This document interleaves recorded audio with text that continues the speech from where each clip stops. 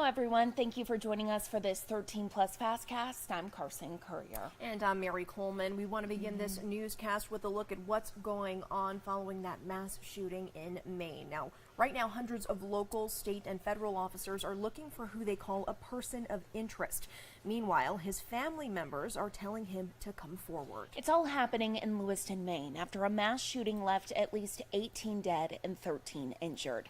People there and in towns nearby are being told to shelter in place and lock their doors. Schools have also been shut down all day. Police say it started with a shooting at a bowling alley around 4 p.m. our time yesterday, before a second shooting happened at a restaurant about an hour later.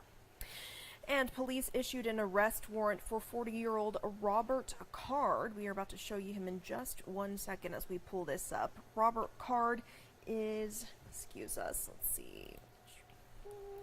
Here we are. Apologies for that. Robert Card is a certified firearms instructor and member of the U.S. Army Reserves. He is considered armed and dangerous and facing 8 counts of murder with 10 victims who are unidentified. Police say Card recently reported mental health issues and made threats to shoot up a National Guard base. Card's car was found several miles to the southeast in a town called Lisbon. The Canada Border Services Agency has now issued an armed and dangerous alert to its officers stationed along the Canada-U.S. border, warning them to be on the lookout as the manhunt continues. And we now have updated numbers of the death toll and the number of people injured. Again, 18 people are dead, 13 have been injured. We now know 7 people were killed at the bowling alley, 6 males and 1 female. 8 people were killed at a bar and grill. 1 man was found outside of the restaurant. The other 7 males were found inside. Now, 3 people died either on the way or at the hospital. 8 of those victims have been identified, 10 have not. Now, to give you some context here, according to the Associated Press, the entire state of Maine had 29 homicides in all of last year. And again, 18 people were killed in a matter of minutes last night. Maine's governor says Lewiston did not deserve this terrible assault. I'm so deeply saddened, as is every one of the 1.3 million people of this beautiful state. This city did not deserve this terrible assault on its citizens, on its peace of mind, on its sense of security. No city does, no state, no people.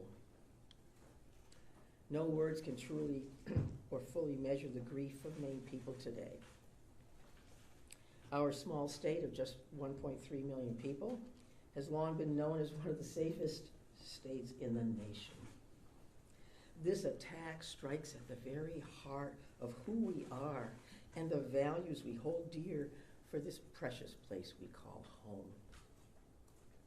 All Maine people are sharing in the sorrow of the families who lost loved ones last night. Loved ones, normal people who were killed or injured while unwinding from a day of work or while spending time with their family and friends, socializing. So on behalf of the 1.3 million people of the whole state of Maine, I hold these families and this city in my heart today.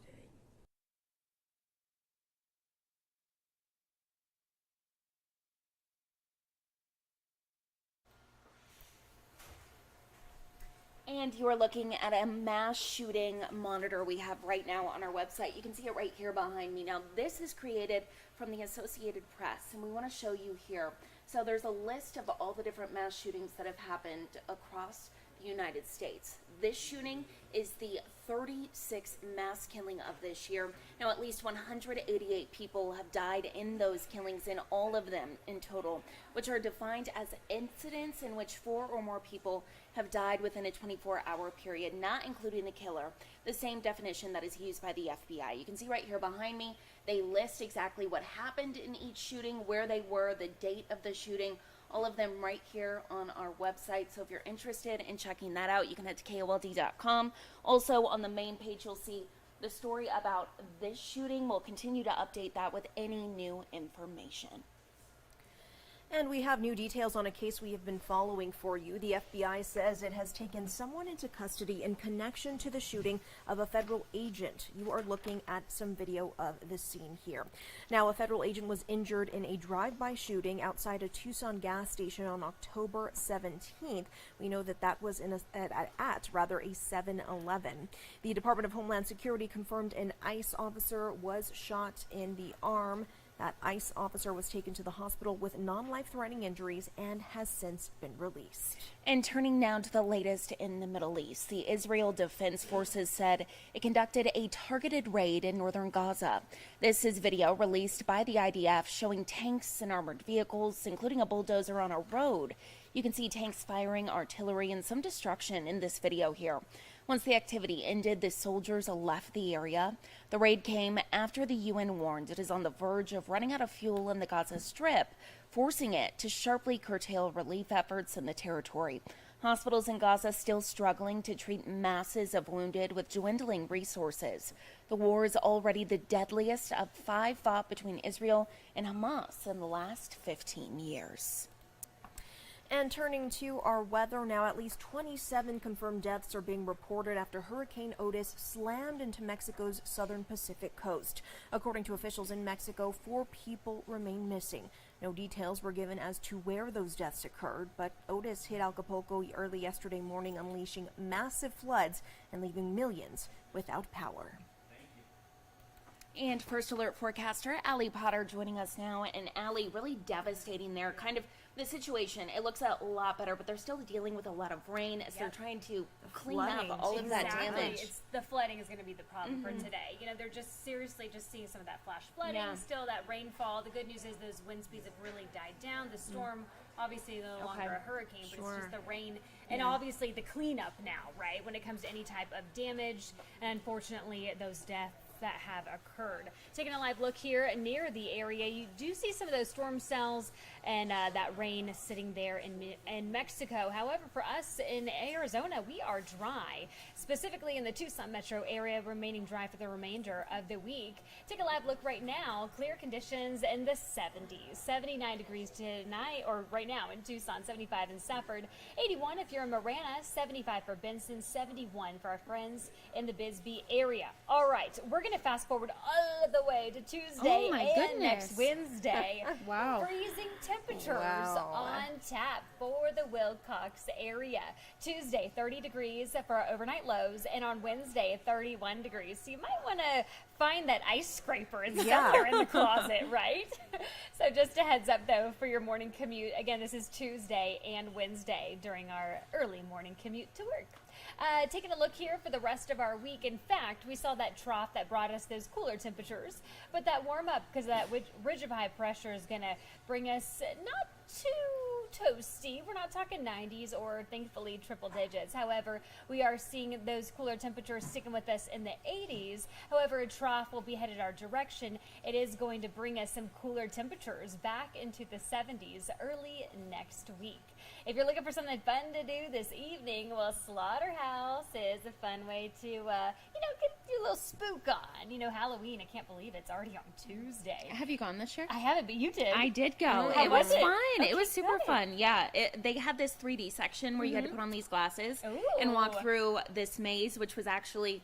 It made you really dizzy, but it was super cool. I was like, wait, long as you didn't glasses, fall, right? fine. Yeah. Glasses, people jumping out, dark. It was a great idea, though. Yeah, it's was it scary as people do Oh, say? for sure. Okay, Yeah. all right. So it's worth it. It was spooky. Well, it's going to be spooky tonight, and the temperature is not too bad. 69 degrees by the 8 o'clock hour by 10, 65, and if you're a late night owl, 60 degrees for you by midnight. So the rest of our week, in fact, is going to be a little bit on the warmer side. In fact, tomorrow's forecast, 86 degrees for Tucson, 79 if you're in Sierra Vista, 82 for Nogales, 80 degrees for our friends in Douglas. Your 7-day forecast, if you head out to the game on Saturday, your daytime high, 86 degrees.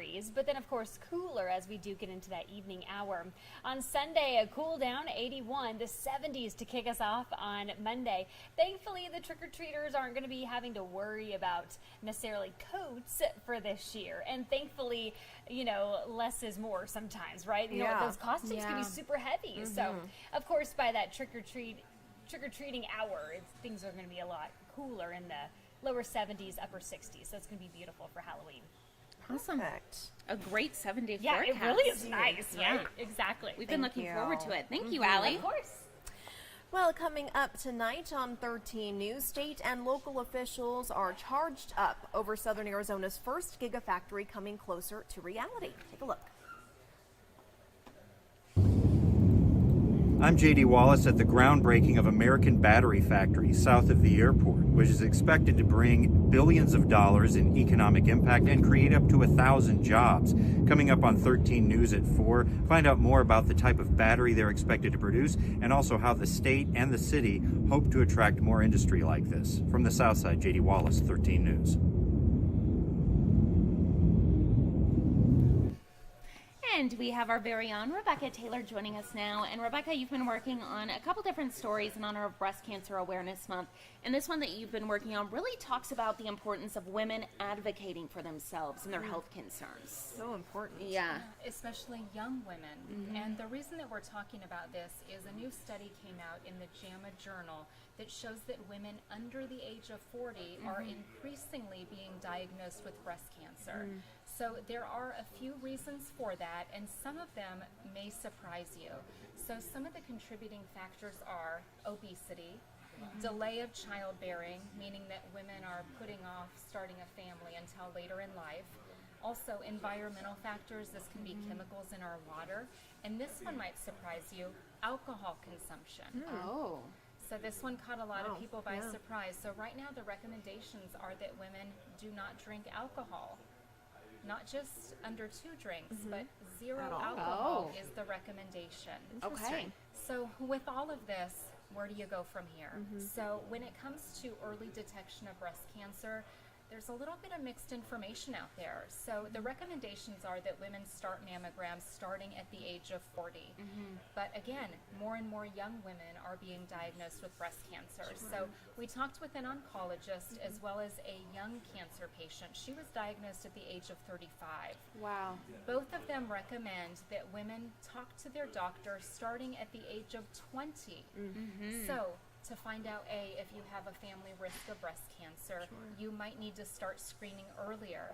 But as we know, you don't necessarily have to have a family history to be diagnosed with breast cancer. So you might have dense breasts, meaning that when you get a mammogram, breast cancer and lumps, even a cyst, may not necessarily show up on that scan.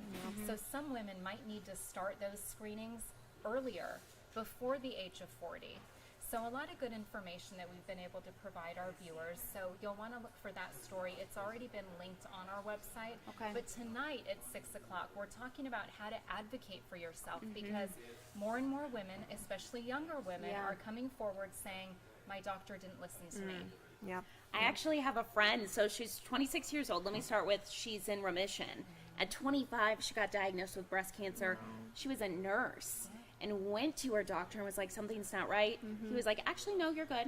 And then she kept on going back and same situation. Perfect so example she's of doing it she's right. She's in remission now, but Good. 25 years old. Yeah, crazy. And imagine if she didn't have that healthcare background. So some of the advice that people are saying are, if you need to, bring a loved one with you to the appointment Yeah. to make that doctor listen to you. Also, if you need to join an advocacy group, whether or not you're diagnosed with cancer, just to have those conversations. So this is something where social media can actually play a very positive role in getting women to have these conversations. So you won't want to miss it. The story airs tonight on 13 News Live at 6. Perfect. Thank you, Rebecca. Looking Yes. forward to it. Absolutely. Awesome. And sticking with some of your health news now, let's go to this. And could improving your mood be as simple as wearing a pair of shades? New studies show wearing color-tinted lenses can help people respond to emotional events. It's called syntonic phototherapy, and the idea is to expose certain colors, and how they can influence your eye and brain functions will differ. At Arizona Vision Therapy Center, they claim to measure which part of your brain needs stimulation and then recommend a colored lens which would be best for you. You wear them for at least a month. At the very end of the program, we give you a list of what each one does, because we now know which moods and which problems with your brain you're going to be having. We have this list, and you can go back and you can pop those lenses into your frames almost like swatch glasses. And researchers at the U of A have done clinical trials using these colored lenses. Fibromyalgia and migraine patients showed improvement in sleep and a decrease in depression and anxiety. This comes from wearing the green lenses. And those with PTSD, researchers found blue exposure helped with their length of sleep. Although light therapy isn't FDA approved, Amy Thomas, who you just heard from, believes people could definitely benefit from it. Super cool. Well, turning now to a trending story, Mary. I don't know if you've ever seen Ted Lasso. Oh, yes. Oh my gosh, I'm such a fan. Okay, so Mattel's actually coming out with these new Ted Lasso Barbies. Of course they are, right? I feel like they're just jumping on board of all these different Barbie ads, everything after the movie coming out. But you can see right here, the head coach of the English Premier League soccer team, AFC Richmond, Ted Lasso. He was in the blue. You can see right here, Rebecca Welton. She's the owner of the team. And then my very favorite here, Keely Jones. She is wearing a satin blouse, tailored Person, slacks. I believe it's pronounced Keele. Yeah. Wait, that was great. That was so good. I hope people know what we're talking about. Oh, and why for we're sure. laughing, but- And there was people here when we saw this story pop up saying the exact same thing. They're like, oh So my gosh, good. just the accents, everything. Amazing. If you haven't seen it, definitely check it out. But yeah, now there's some Barbies here. We love it. We do. I'm gonna get this for my nieces. Do Why it. not? I mean, they haven't watched it. It's a family-friendly show, but It's either so good. way, There we go. So cute. Well, we will leave you with a live look outside right now. Things looking gorgeous out there. You see a little haze in the distance, but hey, it's nice and cool, so no complaints. We're not going to speak any heat into existence. Exactly. Well, thank you all so much for watching this 13 Plus FastCast. Tune in at 7:30 for more news and weather.